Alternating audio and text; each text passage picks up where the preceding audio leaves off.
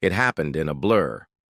1 second, my daughter was quietly rolling down our driveway, her hands gently guiding her wheelchair like she did every morning.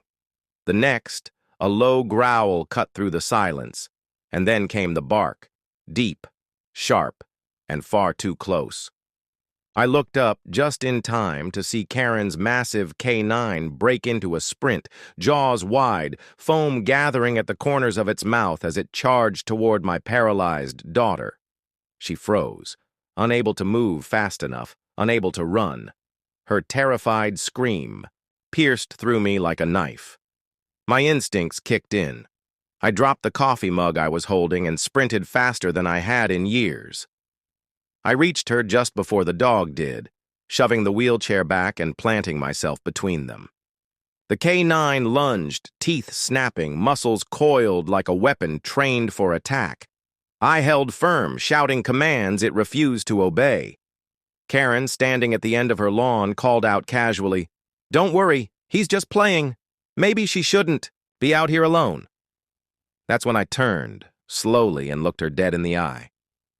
"You just sicked a trained attack dog on a disabled child," I said. "And you have no idea who I am, do you?" Her smirk faltered. I reached into my jacket, pulled out my badge, and held it high. Her expression shattered instantly. She thought I was just another dad. What she didn't know was, I'm a police sergeant. And she had just made the worst mistake of her life. My name is Mark Dalton, and for the last 17 years, I've served as a police sergeant. I've seen a lot.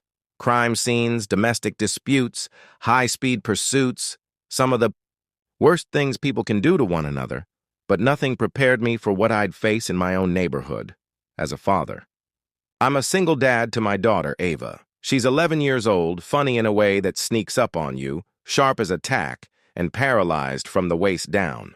A car accident 2 years ago took her mobility, but it didn't take her spirit. She's the kind of kid who refuses to let her wheelchair define her. She paints the spokes bright pink, adds glitter to her gloves, and insists on racing me from the front door to the mailbox every morning. Ava is the strongest person I know, and all I've ever wanted is to give her a life that feels normal, safe, and joyful. After the accident, I made a decision to step back from high-risk assignments and transfer to a quieter precinct. That gave us time to heal, to rebuild. I used my savings to buy a home in a small, gated neighborhood that promised peace, security, and community.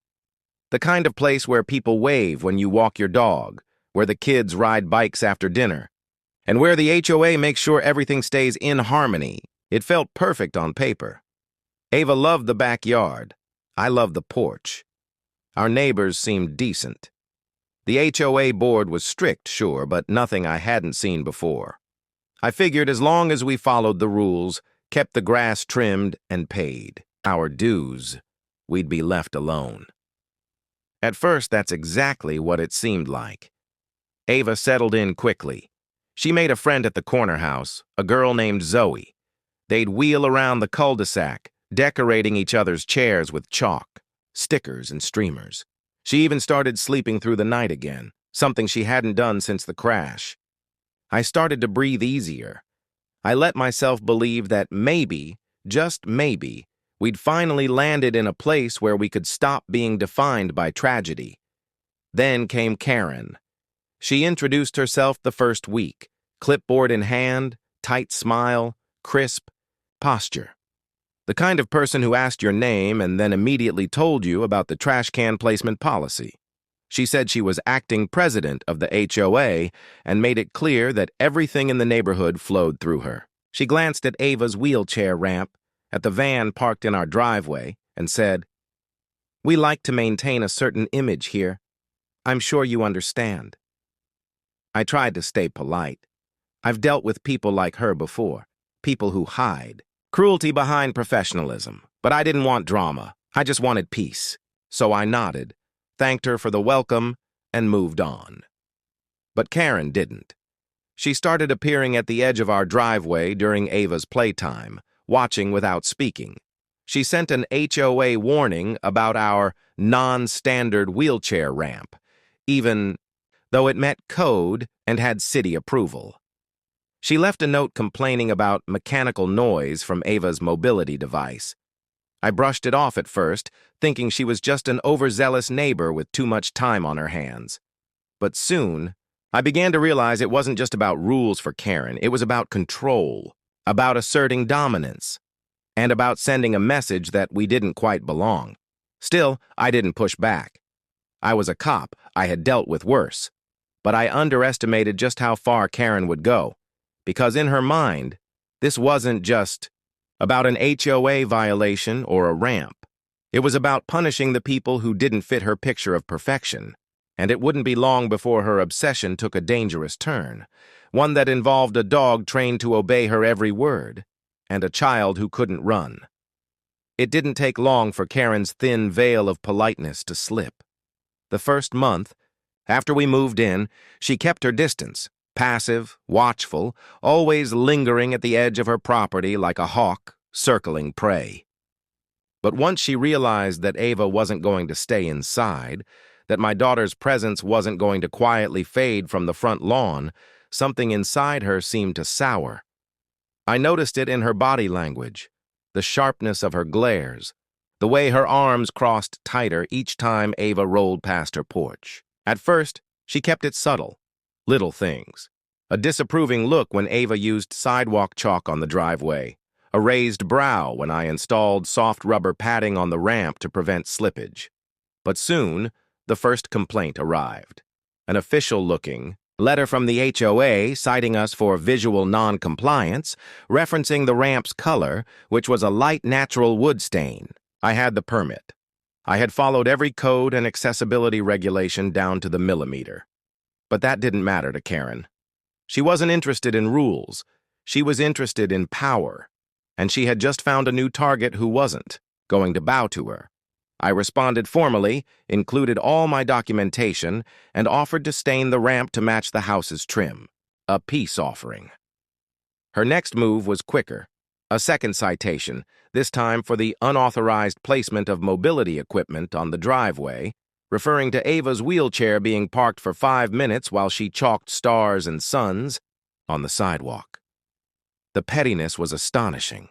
My first instinct was to ignore it, but I've worn the badge long enough to know patterns when I see them. Karen wasn't just nitpicking. She was building a file. The third letter accused me of creating noise disturbances with medical machinery, by which she meant the hum of Ava's electric wheels and the soft lift gate on our van. I couldn't believe what I was reading.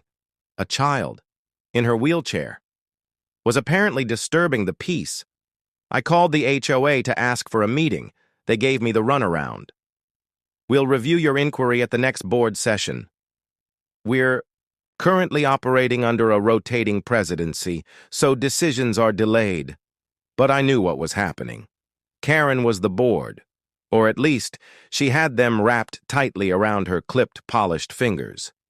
When the calls didn't work, I started talking to neighbors.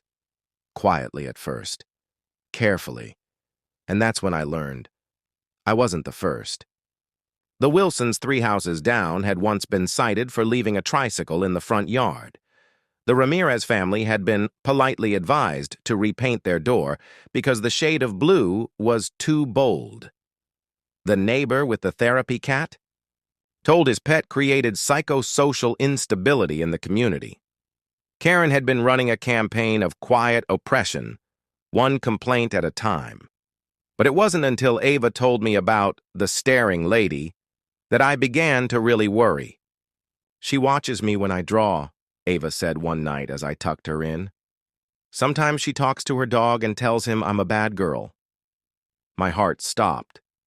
What do you mean? I asked. Ava shrugged in that innocent way kids do when they're still trying to process grown-up darkness. She says I shouldn't be outside, that I make the street look broken, that her dog's gonna bark me away. I could feel the rage boiling beneath my skin.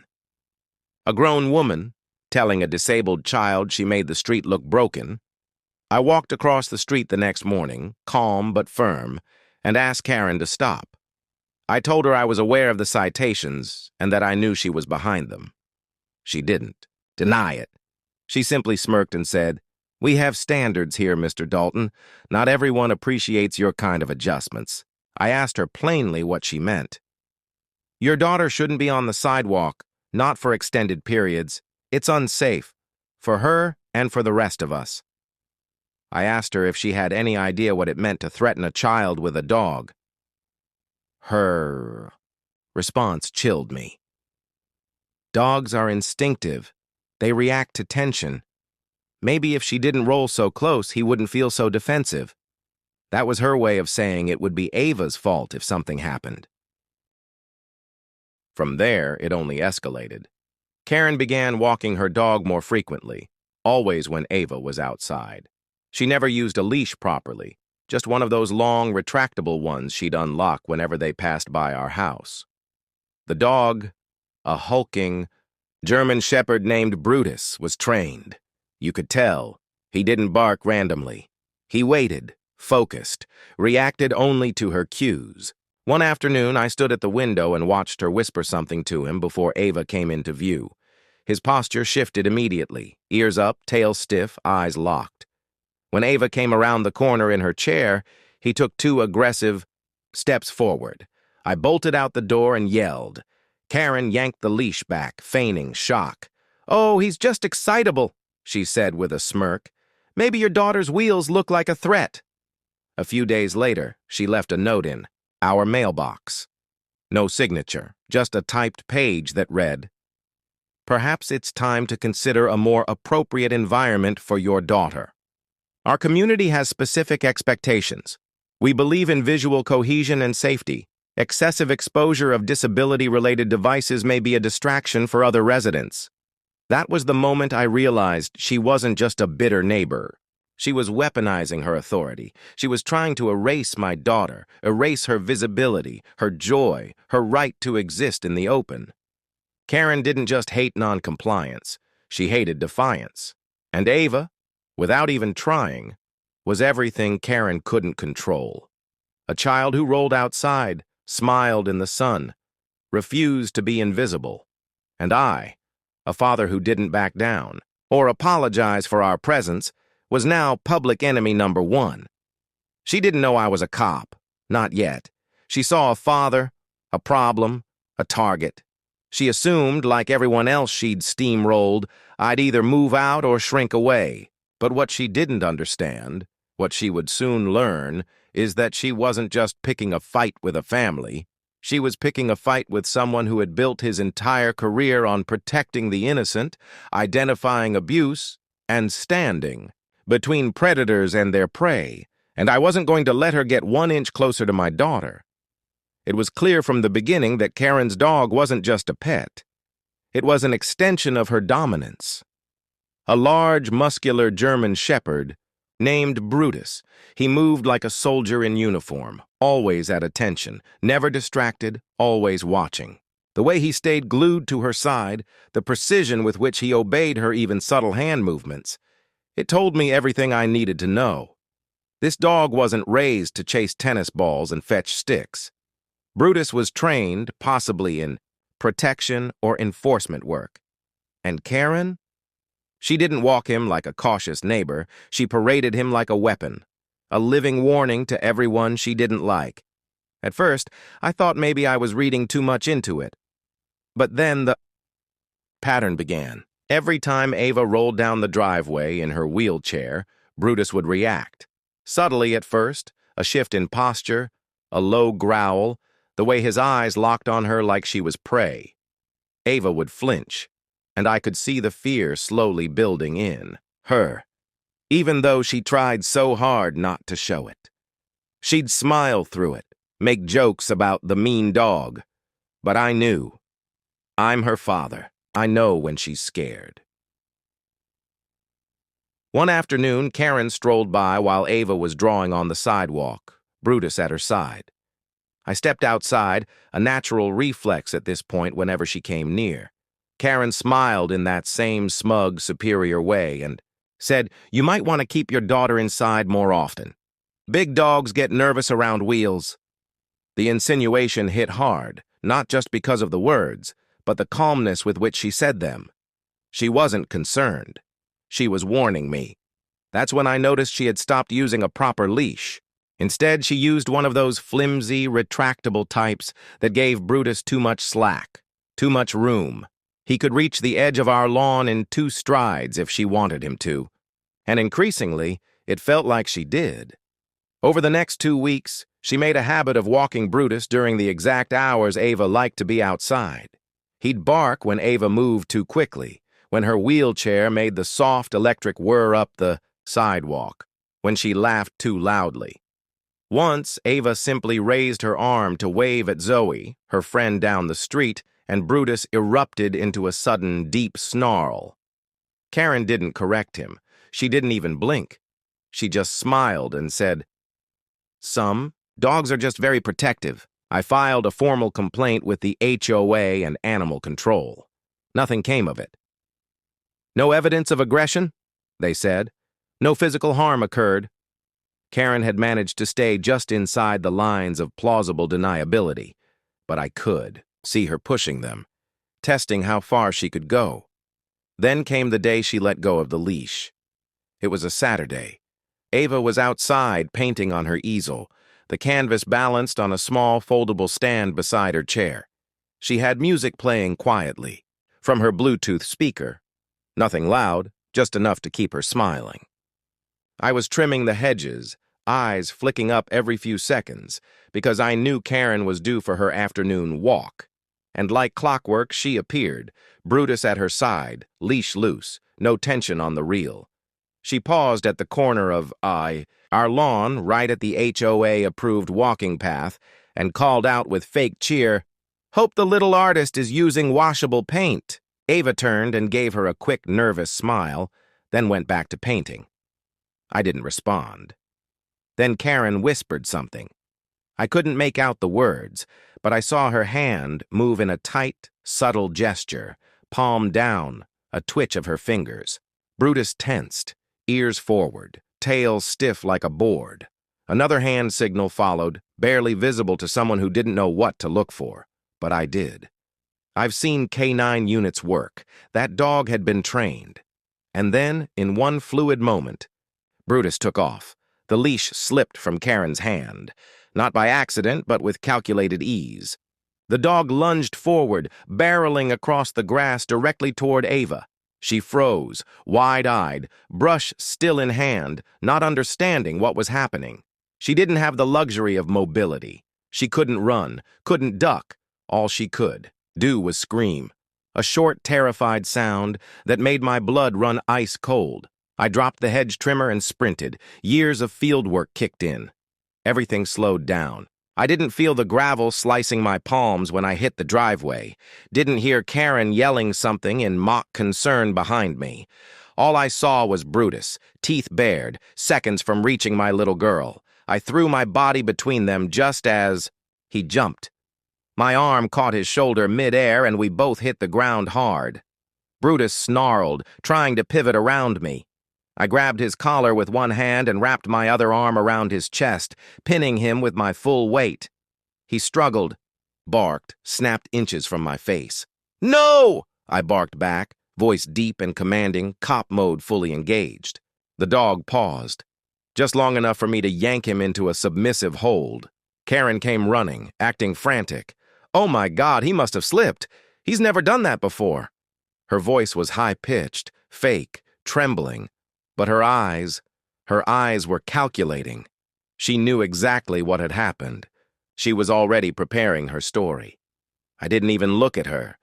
I held the dog down, breathing hard, heart thundering in my chest. Ava was crying, shaking, paint spilled everywhere. Her hands trembled on the wheels of her chair. I called out, to her gently. "You're okay, baby. I got you. You're safe." Animal control arrived 20 minutes later. I had already called from my phone while pinning the dog. When they arrived, I showed them the footage from our security camera. Clear as day, Karen letting go of the leash, Brutus reacting to her signal, Ava doing nothing to provoke him. The bull officers took Brutus into temporary custody for evaluation. Karen objected, said the footage was misleading. They ignored her. That night, Ava couldn't sleep. She asked me if the dog was going to come back. I told her no. I told her I wouldn't let anything near her again. But inside, I was fuming. Karen had crossed a line, a legal one, an ethical one, a human one. She had weaponized a trained animal against a disabled child and then tried to play innocent. I'd seen people go to jail for less. What she didn't know, what she still hadn't figured out, was who she had just messed with. I spent the next day compiling everything: footage, complaints, witness statements, training analysis. I sent it to both animal control and the local precinct. I requested a formal investigation for reckless endangerment and misuse of a trained animal, and then I went a step further. I pulled my badge from the top drawer, clipped it to my belt, and made a quiet visit to the precinct in person. No appointment, no email chain, just a sergeant walking into a department with a report. When I handed the file to the lieutenant, he flipped through it, then looked up. "She sicked a trained K9 on your daughter?" I nodded. Didn't know who I was, thought she could get away with it. His expression hardened. She won't. Karen had made the gravest mistake of her life. She had turned her dog into a weapon. She had endangered a child. And she had done it all while smugly believing she was above consequence. But now the full weight of the law was coming, and it was coming for her. The day after the attack, I didn't go to work. I didn't return calls. I didn't even sleep. I stayed up all night reviewing the footage again and again, frame by frame, watching Karen let go of Brutus's leash with practiced ease, watching the dog sprint across our lawn, and watching myself dive to protect Ava with only seconds to spare. It wasn't just evidence. It was betrayal in motion. We had tried to live quietly, to blend in, to mind our business and raise our little girl with dignity and safety. And this woman who wrapped herself in HOA rules and fake smiles, had decided our existence offended her so much that she was willing to unleash a trained attack dog on a child who couldn't walk. But she still didn't know who I was. She thought I was just another dad with a daughter in a wheelchair, just another nuisance on her pristine street. She had no idea what kind of mistake she'd made. That morning, she showed up at our mailbox, fake concern dripping from her voice. "Is your daughter okay?" she asked, holding a cup of coffee like nothing happened. Brutus has never done that before. He must have been startled. I didn't say anything at first. I just stared at her, measured, calm, not a trace of anger on my face. That unnerved her. People like Karen expect you to rage, to scream, to lose control. That's how they win. But I'd spent 17 years walking into homes torn apart by violence, de-escalating men with guns in their hands, and talking people down from the edge of despair. I wasn't going to let her rattle me. "You should be careful with stories like that," I finally said. "Because when there's video evidence, it's hard to rewrite the narrative." Her smile faltered slightly. "Video?" she asked, trying to sound casual. "You're recording me now?" I shrugged. "We've got cameras. Been there since the first ramp complaint." I watched her carefully as her eyes narrowed just a fraction. "Well, I hope you're not trying to threaten me," she said, now a little colder. "That would be a mistake." That's when I stepped forward, not aggressive, not loud, just enough to close the space. And then I reached into my pocket and pulled out my badge. Her face drained of color. For a few seconds, she just stood there, frozen, staring at the small piece of metal that now redefined everything she thought she knew. I didn't say anything. I didn't have to. The badge spoke for itself. It erased the line she thought she could cross without consequence. She opened her mouth as if to say something, then shut it again. Her posture changed.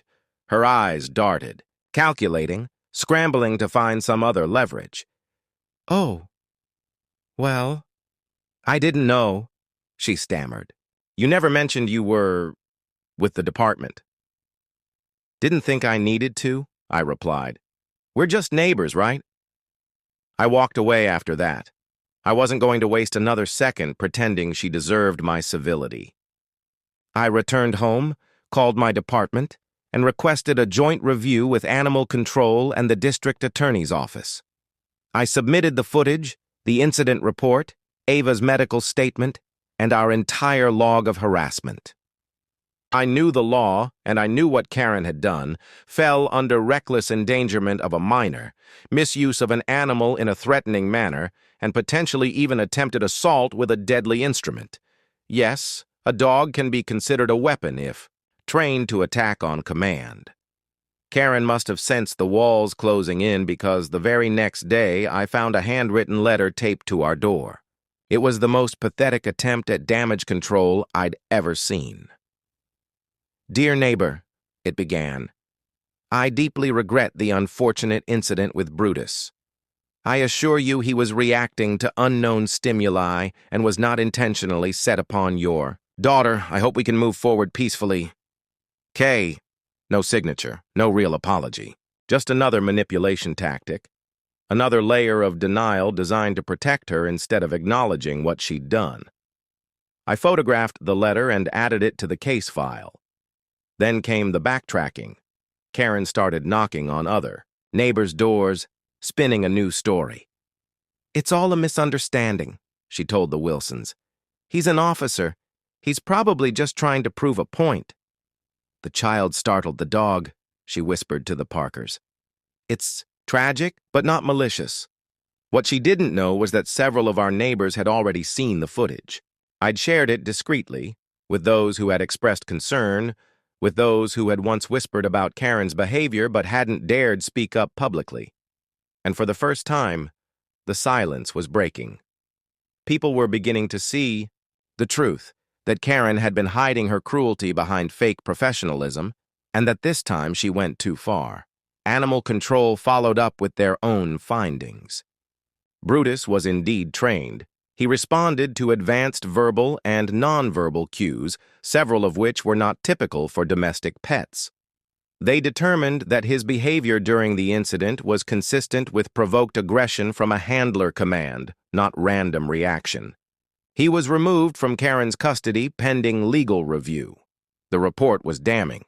By the end of the week, an official investigation had been opened. I received word from the city's attorney's office that charges were being prepared. Karen would be facing formal complaints, including criminal endangerment, false reporting, and violation of HOA bylaws that strictly prohibited aggressive breeds and unrestrained animals in residential areas. But more than that, she would be facing public accountability. The neighbors who had once kept quiet now began submitting their own statements, documenting years of intimidation, discriminatory language, threats cloaked in HOA policy. Karen's empire was collapsing. She knocked on my door once more, this time voice shaking, eyes wide with desperation. "Listen, we can fix this," she said, looking around to make sure no one was watching. "You don't want to ruin someone's life over a dog, over a misunderstanding." I didn't even open the door fully, just enough for her to see my face. "You didn't just mess with a dog," I said. "You put my daughter's life at risk. You put your ego above a child's safety, and now the system you thought you controlled, it's coming for you." I closed the door in her face. That moment wasn't just the breaking point for her. It was the moment I reclaimed our peace. The moment she finally understood that the man she had dismissed, mocked, and pushed was someone who had spent his life holding people like her accountable. She had mistaken my silence for weakness. She thought my patience was fear, but she forgot one very simple truth. I didn't need to scream to bring justice. I am the justice, and now it was coming for her. In the days that followed the official investigation, the quiet suburban streets of our neighborhood buzzed with an undercurrent of tension. It was the kind of calm that doesn't bring comfort, the kind that hides anticipation, whispers of something building. While Karen kept up appearances, watering her flowers, checking her mailbox, pretending she was just another neighbor, what she didn't realize was that the facade she so carefully curated was about to collapse. Behind the scenes, the case against her had grown faster and heavier than she could have imagined. What started as a single incident, a dog lunging at a paralyzed child, had snowballed into something far larger. Because, as it turned out, Ava wasn't her first victim. She was just the one who finally fought back. The twist came when a neighbor 3 doors down, Mr. Ellis, quietly came forward. He was a retired Navy handler who had once trained service dogs for military use. After hearing about Ava's attack, he pulled me aside one afternoon and said, "That dog didn't snap. He was given a silent command. I've seen it before." He told me he had noticed Karen using nonverbal gestures with Brutus, specific hand signals known to provoke engagement and intimidation.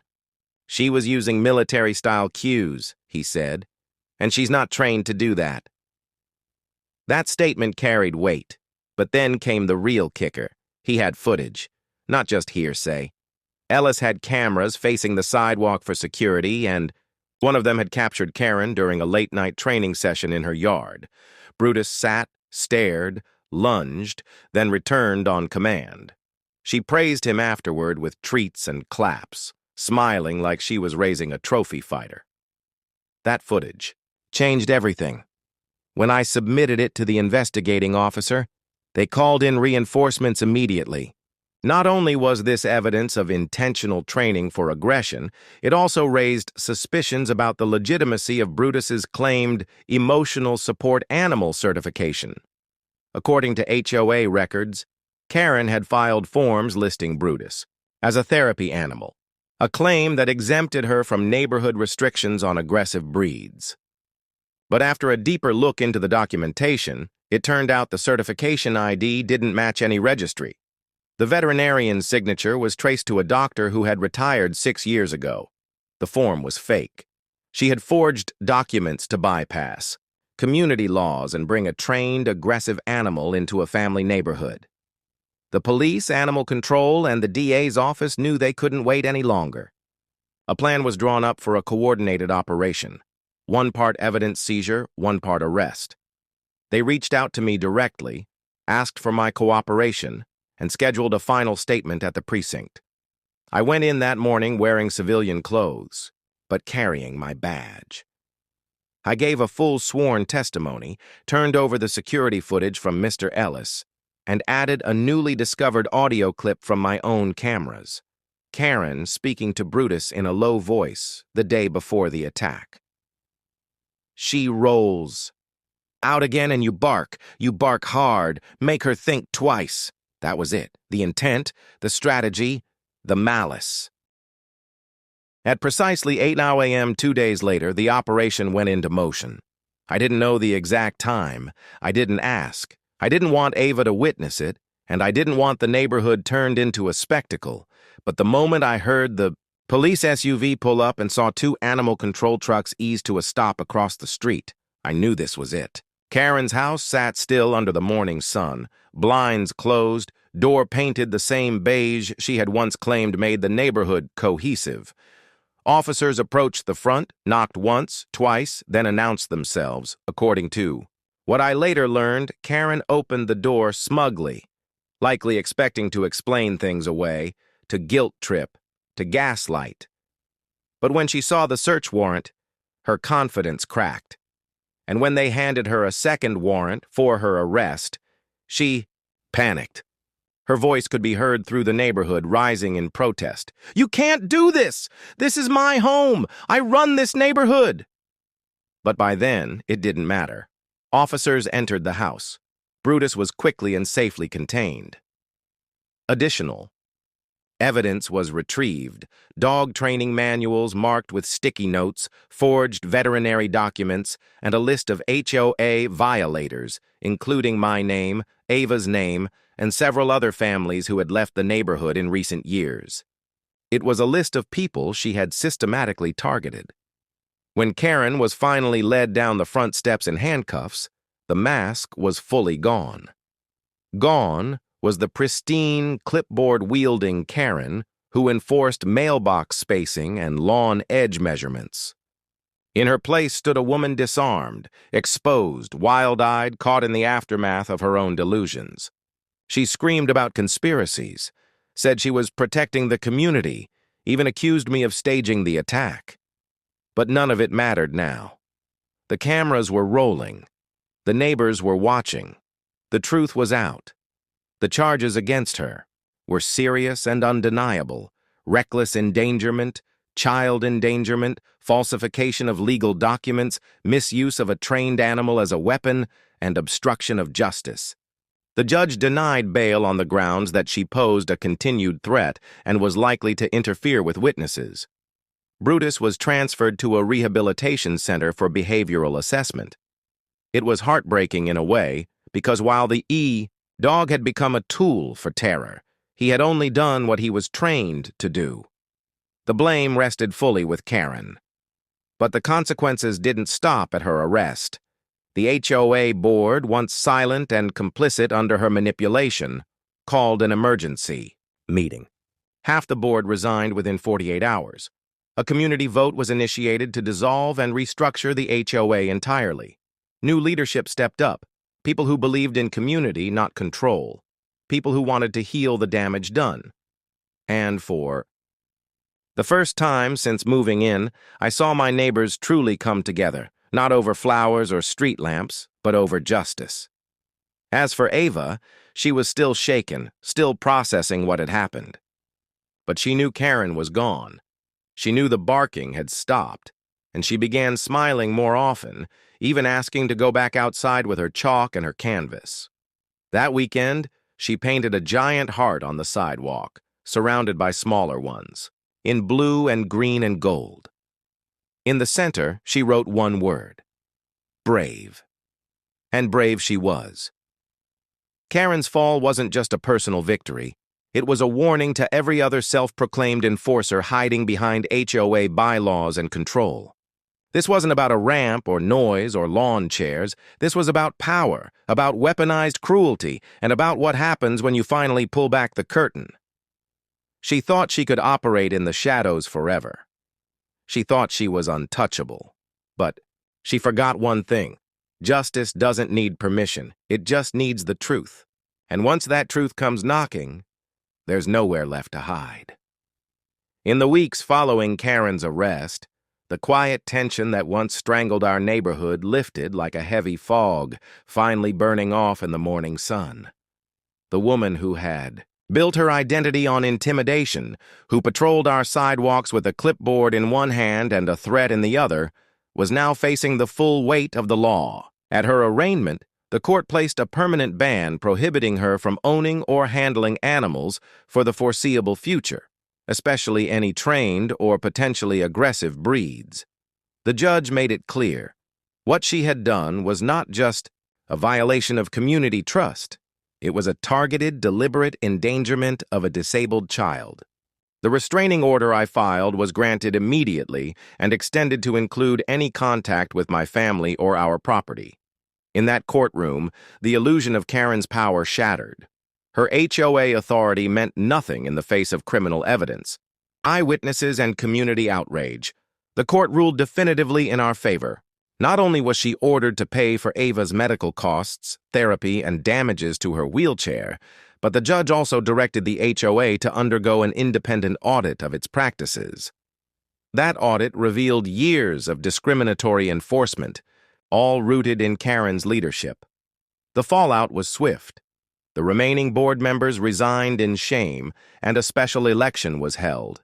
New leadership was chosen, people who believed in actual community values, not controlling others under the guise of policy. One of the first motions passed was a revision of the neighborhood's bylaws to include protections for disabled residents and enforceable consequences for future abuse of power.